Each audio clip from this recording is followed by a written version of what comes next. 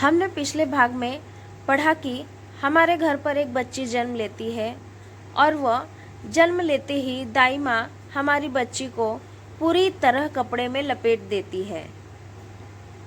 आखिर वो ऐसा क्यों करती है, जानेंगे इस भाग में। अब आगे। मेरे पति इस बार बहुत खुश थे कि आखिरकार वह अब बाप बन गए हैं और मैं माँ। लेकिन मेरे पति के मन में अभी भी यह सवाल खाए जा रहा था कि आखिर दाई माँ ने मेरे पति को यह गांव छोड़ने के लिए क्यों कहा। इधर गांव वालों की भीड़ कम नहीं हो रही थी।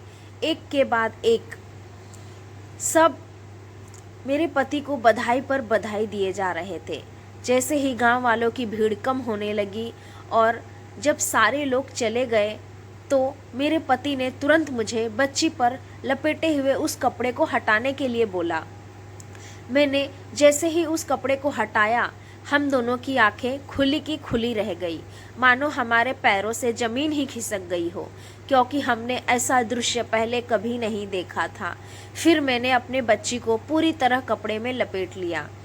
फिर मेरे पति ने मुझसे कहा, हे भगवान, ये क्या हो गया रिया।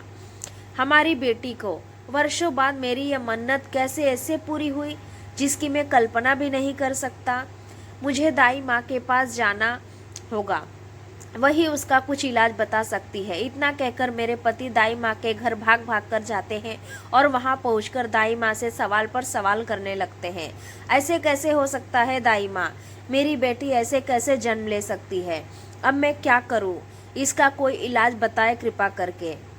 दाई माँ मेरे पति को फिर से गांव छोड़ने के लिए कहती है।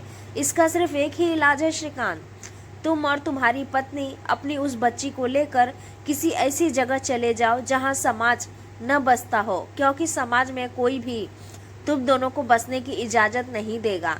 इसीलिए बेहतर यही होगा कि तुम यह गांव छोड़ दो, वरना वो होगा जो तुमने कभी भी अपने सपने में भी न सोचा होगा।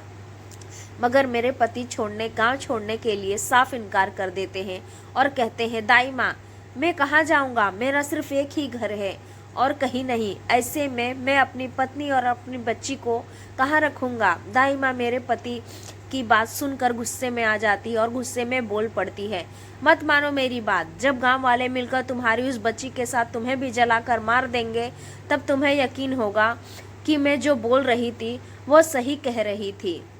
तुम्हारी बच्ची के पाँव उल्टे हैं श्रीकांत, तुम्हारे घर किसी बच्ची ने नहीं, एक चुड़ैल ने जन्म लिया है।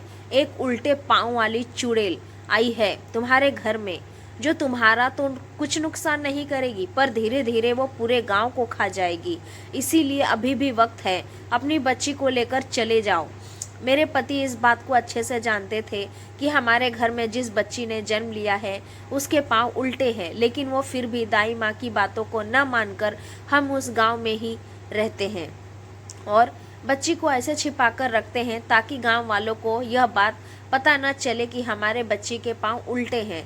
2 साल तक हम जैसे तैसे अपने बच्ची को अपने घर में ही रखते हैं। हमने अपने बच्ची का नाम रीता रखा था। मेरे पति मेरी बच्ची को घर से बाहर नहीं जाने देते थे। इस बात को छुपाने के लिए मैं भी अपने पति का बखूबी साथ देती थी, लेकिन इस बात की हमें चिंता भी खाए जा रही थी कि अभी तो सब कुछ ठीक है, पर आगे क्या होगा। आखिरकार जिस बात का मेरे पति को डर था वही होता है।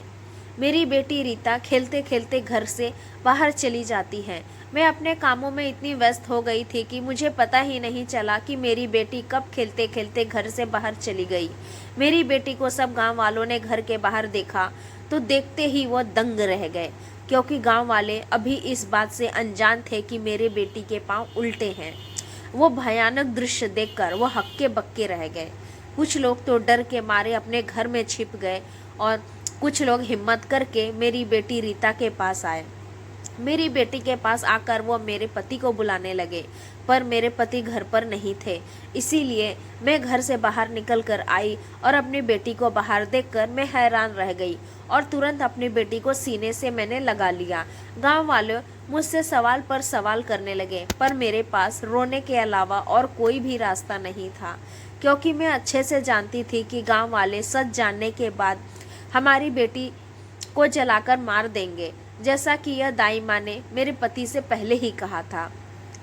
थोड़ी देर बाद मेरे पति भी घर वापस आते हैं। अपने घर बाहर भीड़ को देखकर वो चौंक जाते हैं और मन ही मन यह सोचते हैं कि कहीं सब कुछ पता तो नहीं चल गया।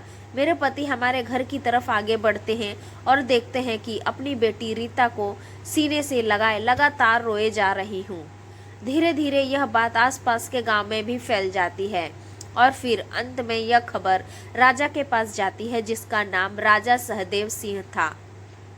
फिर राजा के दरबार में मेरे पति को बुलाया जाता है।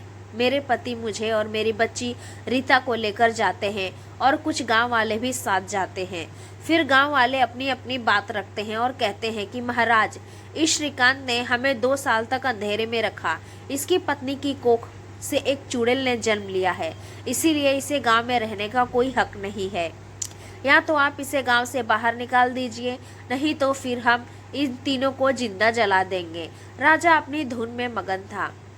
उसे कोई फर्क नहीं पड़ता कि गांव वाले उससे क्या बोल रहे थे और क्या समस्या है। वो बस मुझको एकटक देखे जा रहा था। चूंकि मैं बहुत सुंदर थी, शायद इतनी कि उस राजा की रानियों में से इतना सुंदर कोई नहीं था। उस राजा के मन में मेरे प्रति बुरे विचार आने लग गए थे। राजा अपना फैसला सुनाए बगैर अपने सेनापति को कहता है, श्रीकांत को अपने कक्ष में बुलाने के लिए कहता है और गांव वालों से कहता है कि हम अपना फैसला थोड़ी देर बाद सुनाएंगे। सेनापति मेरे पति को राजा के कक्ष में जाने के लिए कहता है। फिर मेरे पति राजा के कक्ष में जाते हैं।